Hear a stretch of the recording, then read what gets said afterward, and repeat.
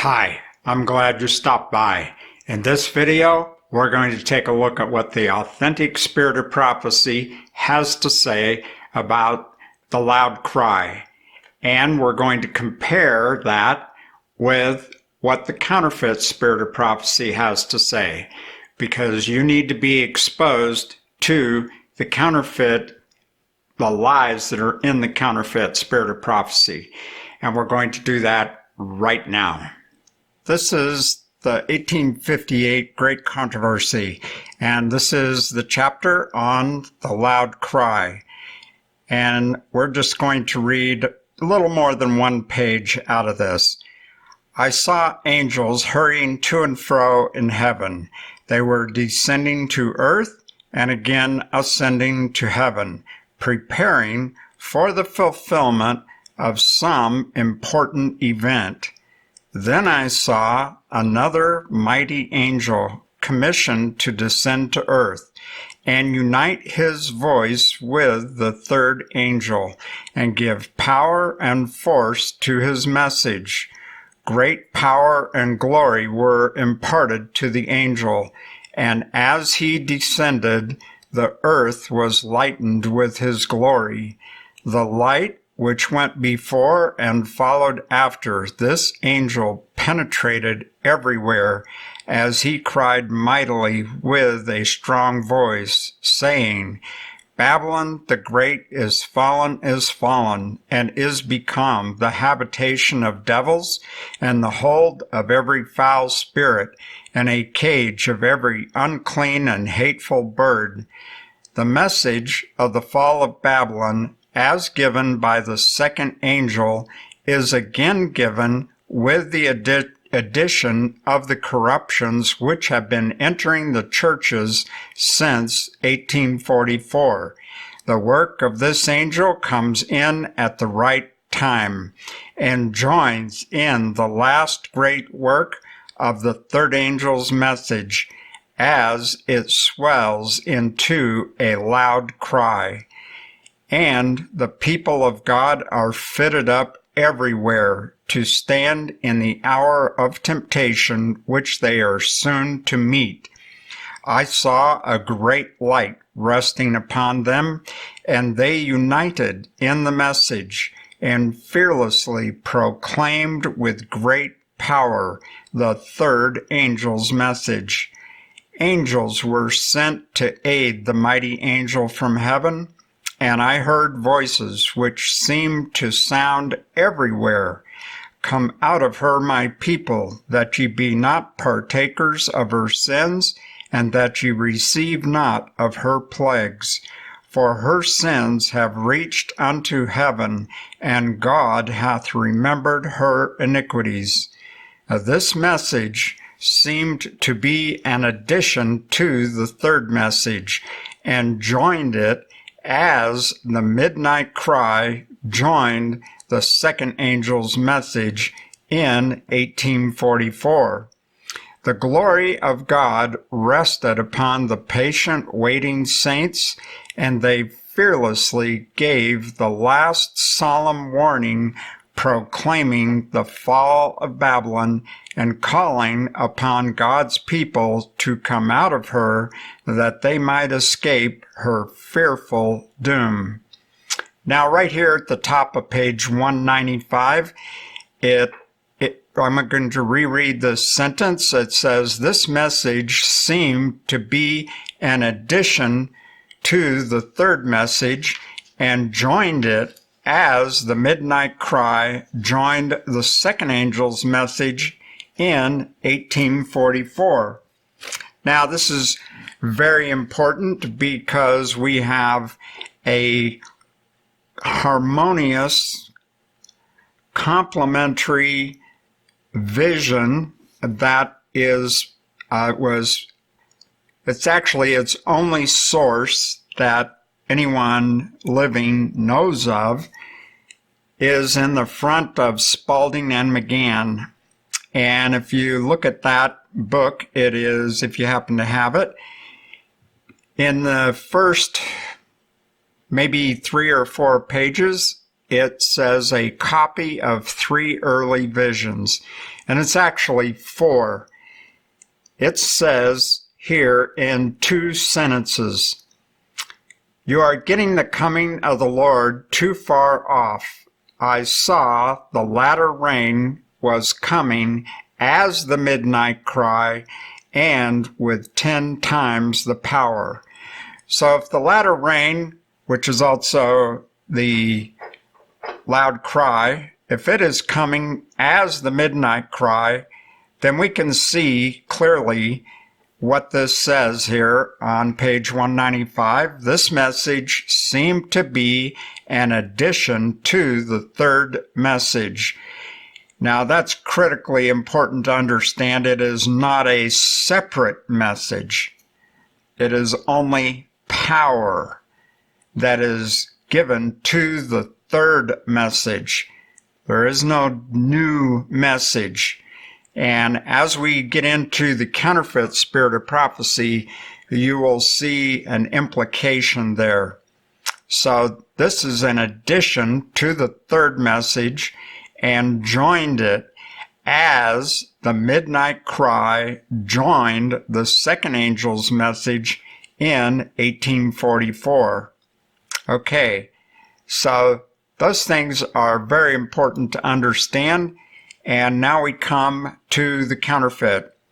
This is from the publishing ministry, and it says in the subtitle, "Accomplish the work of that other angel."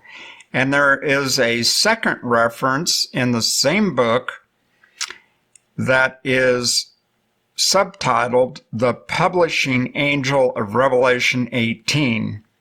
Here's what it says: "And in a large degree through our publishing houses is to be accomplished the work of that other angel." Now this other angel is the same one we've been reading about. It's the angel that is illustrated in Revelation 18, the beginning verses. So it is to be accomplished the work of that other angel who comes down from heaven with great power and who lightens the earth with his glory. All right, first issue that I have with this is nowhere else does it say that this angel is a publishing angel.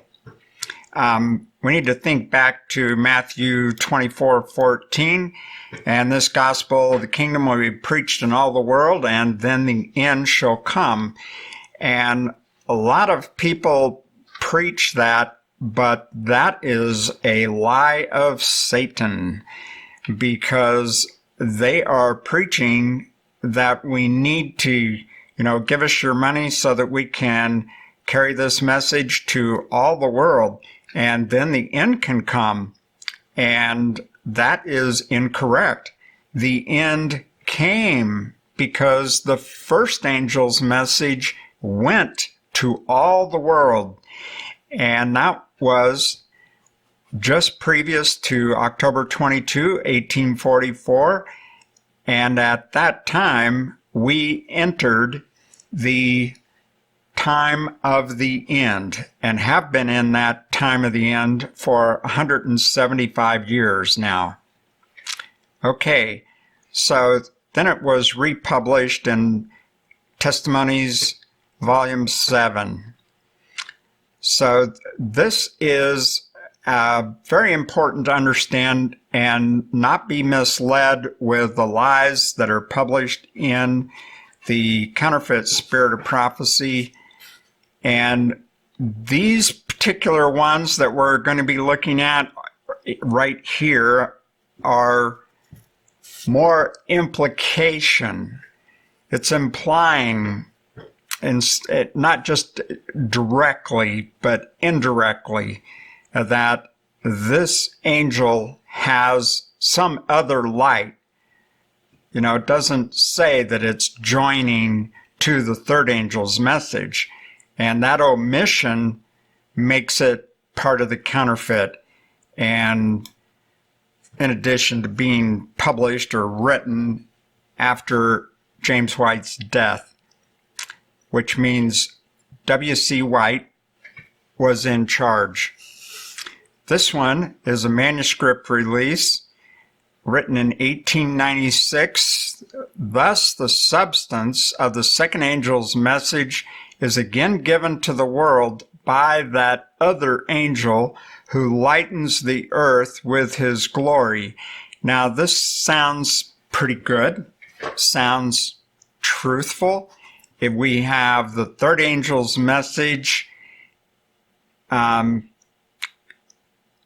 mentioned, and that's a fault, because it looks like we need to wait for this other angel, because this other angel is going to lighten the earth with his glory. Now, let me tell you something.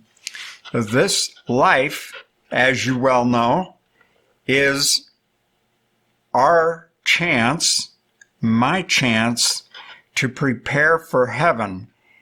And if I don't get prepared before I go to the grave, or am prepared for translation, if I don't get that preparation in my lifetime, I will not be there in heaven. I will be there resurrected at the second resurrection with the rest of the wicked, because there's no excuse. All right, this next one is from a letter signed Aunt Ellen.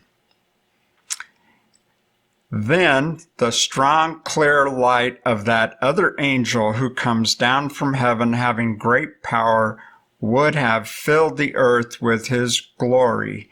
We are years behind, and those who stood in blindness and hindered the advancement of the very message God meant should go forth from the Minneapolis meeting as a lamp that burneth, and so forth. This, in my opinion, is, again, we're actually going to look at some other references that this reference actually comes into. This is the 1888 message thing, and in my opinion, and it's only my opinion, 1888 message of Christ our righteousness is a smokescreen to cover for the fact that the church organization was changed into a Catholic hierarchical system from the system that Christ set up when he left, just before he left earth with the disciples. And we have all that information, and James White held the church to that organizational system until he died, and then it got changed. Okay, next one is the message of the other angel. And this subtitle is a subtle implication that there is a new message of the other angel. But this is what it says: thus the substance of the second angel's message is again given to the world by that other angel who lightens the earth with his glory. These messages all blend in one. So the next sentence has kind of come close to being what it's supposed to be. But again, we're looking at subtleties. All right, this is Testimonies Volume 6. In doing this work, we are sounding the first, second, and third angels' messages, and are thus being prepared for the coming of that other angel from heaven who is to lighten the earth with his glory. Now, the omission here is that it's not saying that this other angel is to combine with the third angel, even though it's here in the same sentence. And it's implying that somehow we need to get prepared for this other angel, which is implying another message. I just don't like when the counterfeit makes implications, but it's satanic because they're easy to argue against for some people, but I highly recommend that you don't mess with the counterfeit spirit of prophecy at all. Study the authentic. Okay, this next one is a manuscript release, and let's see, we'll just break in here. While we bind ourselves to the development of the truth in the past, angels' messages, we are announcing the message of the third angel. Okay, so that's good. And of the other angel that follows the third. Now, this is the lie of Satan. There is no other angel that is following the third. There is no fourth angel's message. And that's critically important to understand. Study the authentic, and then this stuff just pops out to you. There is no angel that is following the third. That does not happen. This other angel, the angel of Revelation 18, and this angel that we read about in the 58 Great Controversy are joining into and united with the third angel's message, and it is the third angel's message that goes with power, and this other angel is not another message, it is power to the same message that we have. I know it's boring for some, but this is what we have. And it says, we are to give the message, Babylon the Great is fallen, is fallen. Now, that part is correct. And I'm going to show you something here. This is where the counterfeit spirit of prophecy contradicts its own self. Because here we have a statement. God has jewels in all the churches. In the first place, that is certainly not true of the Satanic Church. God has jewels in all the churches, and it is not for us to make a sweeping denunciation of the professed religious world. And this was republished 3 more times in the following 3 books here: Publishing Ministry, Bible Commentary, and a Review and Herald. And what did we just get done? What did it just get done saying here in this manuscript release? We are to give the message. Babylon the Great is fallen, is fallen. What is Babylon? The professed religious world. And we are to make a sweeping denunciation of them. That is the power that's coming of this loud cry. Okay.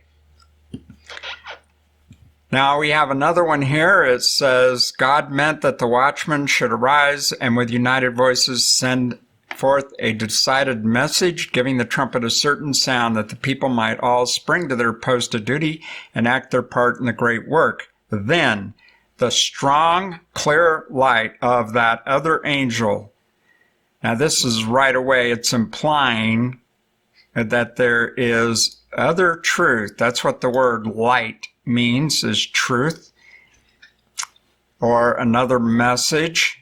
Then the strong, clear light of that other angel who comes down from heaven, having great power, would have filled the earth with his glory.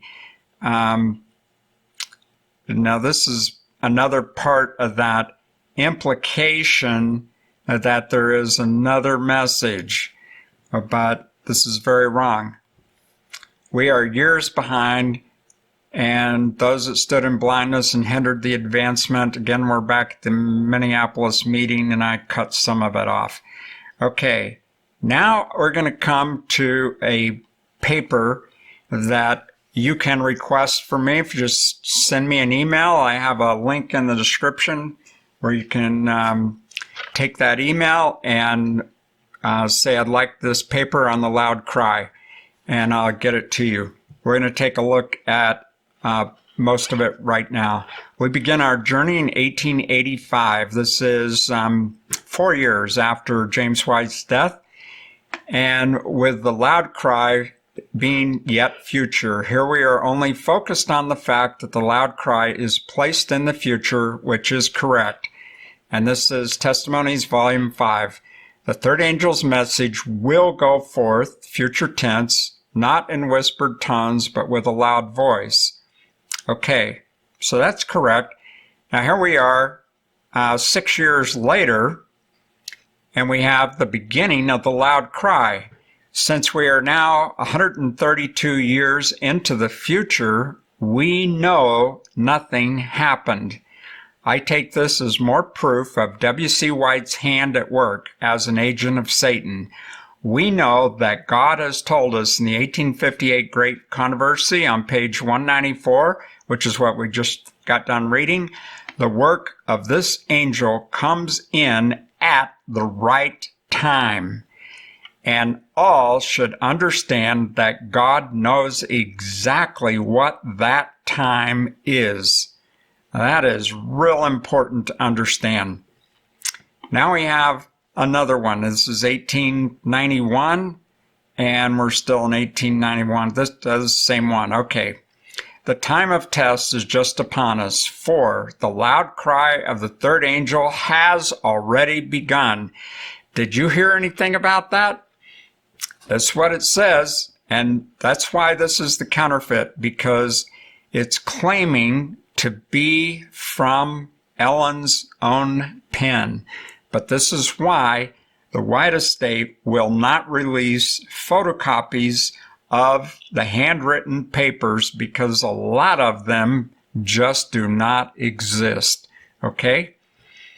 In the revelation of the righteousness of Christ, the sin-pardoning Redeemer. This is another part of the 1888 smokescreen.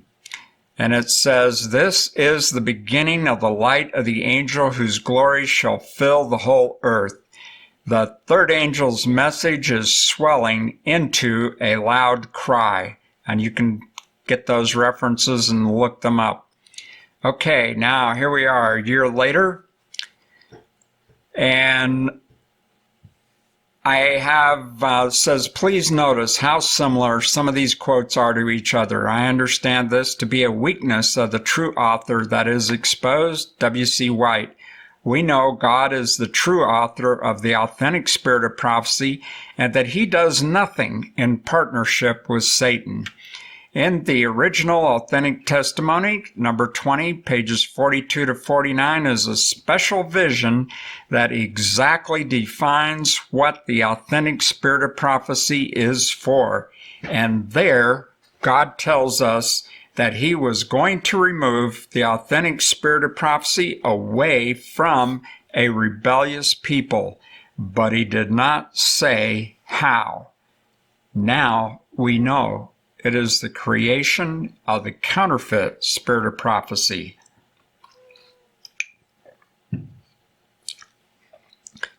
Okay, we just take a look here at the part. It says, highlighted, the time of test is just upon us, for the loud cry of the third angel has already begun. In the revelation of the righteousness of Christ, the sin-pardoning Redeemer, this is the beginning of the light of the angel whose glory shall fill the whole earth. Right there it is. 1892, it says. Now we're at 1893. It says, the swelling is coming back. In fact, it says the outpouring of the Holy Spirit was happening. Even the refreshing is acknowledged. Now, the refreshing is the same thing as the loud cry or the outpouring of the latter rain. All right. How is it that these pamphlets denouncing the Seventh-day Adventist Church as Babylon? were scattered abroad everywhere at the very time when that church was, notice past tense, receiving the outpouring of the Spirit of God. Really? He's saying that was the loud cry. We're only 2 years ahead when he first announced it. How is it then that men could be so deceived as to imagine that the loud cry consists in calling the people of God out from the fellowship of a church that is enjoying a season of refreshing? And then you got to see page 186 in the 1858 Great Controversy, and that's where you'll find the definition of the refreshing. Okay, now we are 1895. The lie of this one is in the subtitle and perhaps the context, which I choose not to place here as this is enough. It is important to note the dates. This is 2 years after the above quote, which states that the church was enjoying the loud cry, but now, 2 years later, the loud cry is yet future. And it's saying when the loud cry sounds. Thousands will, which is future tense, step out into the light and work to spread the light. Heavenly, again, that's an implication that there's some other message. Heavenly intelligences will combine with human agencies. That's future tense. Thus encourage the church will indeed arise. Future tense. Throwing all their sanctified energies into the contest. Thus, the design of God is accomplished. He's defining everything very clearly here. You'd think he knew it, but it's not true. We know because history tells us it didn't happen. 1897. Next, we will be instructed with the lie that the latter rain is what perfects our character. Here we have another example of the lies of Satan speaking directly against what God has told us. We read in the 1851 Christian Experience and Views, page 58, that many are looking to the time of the loud cry for just this very thing, to perfect their character. We are warned that there is no time then to perfect a character. It must be done now, every moment of every day. And that's also something the church does not teach. And that's something we all need to understand perfectly. So the subtitle is The Early Rain Produces Conversion. The latter rain develops a Christ-like character. And that is the lie of Satan. That is not true. You will not find it saying that anywhere in the authentic Spirit of Prophecy. This says, as we seek God for the Holy Spirit, it will work in us meekness, humbleness of mind, a conscious dependence upon God for the perfecting latter rain. Now, this is a lie. You must work in you to perfect meekness in you. The same thing with humbleness of mind in you, and a conscious dependence upon God in you. You, that is your work and my work for myself. You cannot do it for anyone else, and God is not going to do it for you. But that's what it's saying here. And this is a lie of Satan. We don't know who wrote that. Now we're in 1899. Now the swelling is a shrinking. Judging by this, I guess God got something wrong here. After all, he did say in the 1858 Great Controversy that the loud cry would come in at the right time. It's no wonder people leave the church, those who study anyway. I mean, it says the time is right, and we need to read the 1858 Great Controversy, page 194 and more. Okay, the third angel's message in the place of swelling into a loud cry is being smothered. The time has come when the whole earth is to be lightened with the glory of the angel which came down from heaven. Well, something happened because it's being smothered. I didn't know God could be smothered. Let me tell you, when the loud cry actually happens and the third angel's message is going with that power, you think anything on earth is going to smother it? No way. The loud cry comes immediately after they make Sunday a test. And actually, we need to make a comment right here. We have this new plague or pestilence, if you will, that is coming out of China, this coronavirus thing. And we have no idea how short our time is. We need to get ready, because we have no idea when all of a sudden you got people falling down dead all around you and the hospitals are full, and all of a sudden the Pope stands up and says, people need to be in church on Sunday, and they make Sunday a test at that point. At that point, the patient waiting, watching time, Testimonies number 16, page 93, I think, is over. It's over with. Your chance to perfect your character is over with. Now's the time, if this happens, and soon as Sunday is made a test, that instantly becomes the time when you need to have a part in that message, giving that message. And if you don't have a part in that, I fear for your future. All right, 1900. Now it's years into the future, and it's time again for the loud cry. Even though the phrase loud cry is not used, it is certainly implied. But here again, we have truth mixed with the lies of Satan.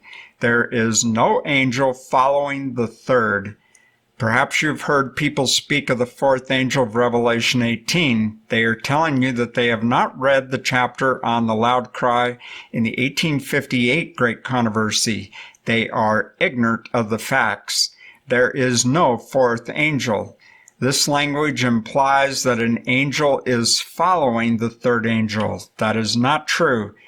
This loud cry angel is immediately joined to the third angel to give power and glory to the message, but it is still the third angel's message as it swells into a loud cry. And we need to read that again and again and again, get it deep into our heart. The message of the angel following the third is now to be given to all parts of the world. It is to be the harvest message, and the whole earth will be lightened with the glory of God. And we know that did not happen. So, again, this did not come from God. That's all I can say. 1900, it looks like someone forgot to send the letter to the editor of Testimonies Volume 6, because now the loud cry is back to the future. However, this apparent truth is a lie, because we are in the waiting, watching time, and the next event is Sunday made a test, and then the loud cry will begin, and that's in the original authentic testimony number 6, page 22. Get ready. When the storm of persecution really breaks upon us, then will the message of the third angel swell to a loud cry, and the whole earth will be lightened with the glory of the Lord. And we know that, this is placing it into the future when they already said it was then. Supposed to be then. 1900 again. Whoa, now the church is going to force the issue. The phrase, the warning, means the loud cry. Notice how the word must be used together with the word now. or how the word must is used together with the word now. Force is being applied. Also, look at that last phrase, then shall the end come. Apparently, they forgot that the first angel's message did go to all the world, and we are now, since October 22, 1844, living in the time at the end. A crisis is right upon us. We must now, by the Holy Spirit's power, proclaim the great truths for these last days. It will not be long before everyone will have heard the warning and made his decision. Then shall the end come. Okay, we already talked about this, but we must now. That is just, they're going to take God by the beard and jerk him around.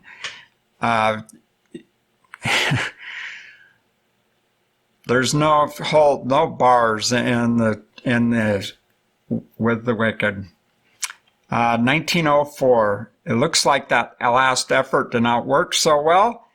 Now it's back to the future again, and only 4 years later, the loud cry. During the loud cry, the church, aided by the providential interpositions of her exalted Lord, will diffuse the knowledge of salvation so abundantly that light will be, all future tense, communicated to every town and so forth. Okay, 1893.